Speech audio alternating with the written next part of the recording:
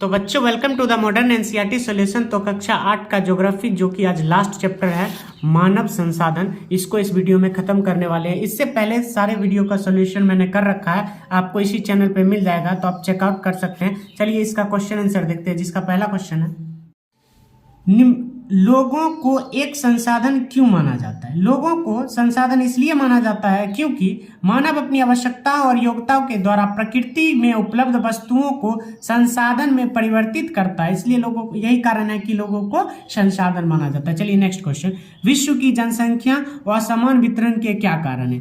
तो भौगोलिक कारक पहले देखते हैं, इसमें स्थलाकृति, जलवायु, मृदा, जल, खनिज आदि शामिल है जो संसाधन के विस्तार को प्रभावित करते हैं। आर्थिक कारक पे आइए, औद्योगिक क्षेत्र रोजगार और रोजगार के अवसर प्रदान करते हैं, अतः बड़ी संख्या में इन क्षेत्रों का आकार बसते हैं। सांस्कृतिक कारक देखिए, धर्म और सांस्कृतिक महत्ता वाले स्थान लोगों को आकर्षित करते हैं। चलिए नेक्स्ट क्वेश्चन है, विश्व की जनसंख्या अत्यंत तीव्रता से बढ़ रही है, क्यों, इसका क्या कारण है। तो विश्व की जनसंख्या अत्यंत तीव्रता से बढ़ने के कारण निम्न: मृत्यु दर में कमी, खाद्य आपूर्ति के में सुधार, प्रवास, स्वास्थ्य सेवाओं का विस्तार, प्राकृतिक वृद्धि दर। चलिए नेक्स्ट क्वेश्चन है, जनसंख्या परिवर्तन को प्रभावित करने वाले किन्हीं दो कारकों की भूमिका का वर्णन करें।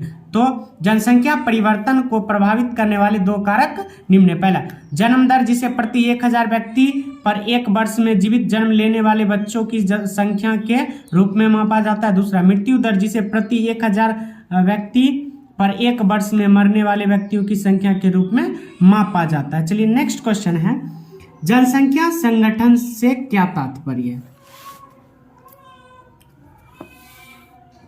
एक देश की जनसंख्या का उसकी विशेषताओं जैसे आयु, लिंग, व्यवसाय आदि के आधार पर वर्णन करना जनसंख्या संगठन कहलाता है। चलिए नेक्स्ट क्वेश्चन है, जनसंख्या पिरामिड क्या है, यह किसी देश की जनसंख्या को समझने में किस प्रकार मदद करते हैं। चलिए, जनसंख्या पिरामिड एक ग्राफिकल प्रतिनिधित्व है जो किसी देश की जनसंख्या के आयु और लिंग वितरण को दर्शाते हैं या किसी देश की जनसंख्या को समझने में मदद करता है। नेक्स्ट क्वेश्चन है, सही को चिन्हित कीजिए, यानी कि टिक द करेक्ट आंसर। देखिए, जनसंख्या वितरण शब्द से क्या तात्पर्य है, किसी विशिष्ट क्षेत्र में समय के साथ जनसंख्या में किस प्रकार परिवर्तन होता है, या किसी विशिष्ट क्षेत्र में जन्म लेने वाले लोगों की संख्या के संदर्भ में मृत्यु प्राप्त करने वाले लोगों की संख्या, या किसी दिए हुए क्षेत्र में लोग किस रूप में विस्तृत हैं। तो इसका आंसर हो जाएगा ग नंबर।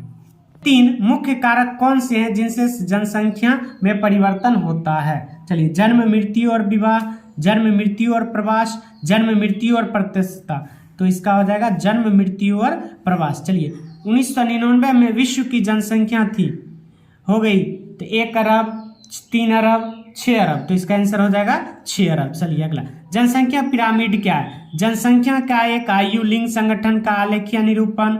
जनसंख्या किसी क्षेत्र का जनघनत्व इतना बढ़ जाता है कि लोग ऊंची इमारतें में रहते हैं। बड़े नगरीय क्षेत्रों में जनसंख्या वितरण का प्रतिरूप। तो इसका आंसर हो जाएगा क, जनसंख्या, आयु, लिंग, संगठन का आलेखनीय निरूपण। शब्दों का उपयोग करके वाक्यों को पूरा कीजिए। तो आपको कुछ वाक्य दिए गए हैं जिसमें विरल, अनुकूल, प्रति, कृत्रिम, उर्वर, प्राकृतिक, चरम और घना, इससे भरना है। जो लोग किसी क्षेत्र की ओर आकर्षित होते हैं तब यह घना बसा हुआ बन जाता है। जहां लोग अत्यधिक रहते हैं वो उसे क्या कहते हैं, घना हुआ क्षेत्र।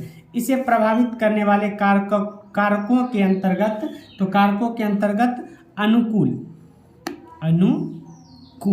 और फिर क्या है, जनसंख्या, और फिर हो जाएगा प्राकृतिक। अनुकूल, जनसंख्या और प्राकृतिक संसाधनों की आपूर्ति, और डैश जमीन आते हैं तो इसका हो जाएगा आपको उर्वर जमीन। जहां लोग रहने लगते हैं वो क्या कहलाता है, उर्वर जमीन। तो आपका ज्योग्राफी क्लास 8 का बुक यहाँ पे खत्म होता है और ये चैप्टर भी द एंड होता है। ऐसे ही एनसीईआरटी सॉल्यूशन के लिए आप इस चैनल से जुड़ सकते हैं, और ज्योग्राफी का 1, 2, 3, 4 जो चैप्टर है उसका सॉल्यूशन मैंने करा रखा है, तो आप वीडियो को चेकआउट कर सकते हैं। तब तक के लिए धन्यवाद।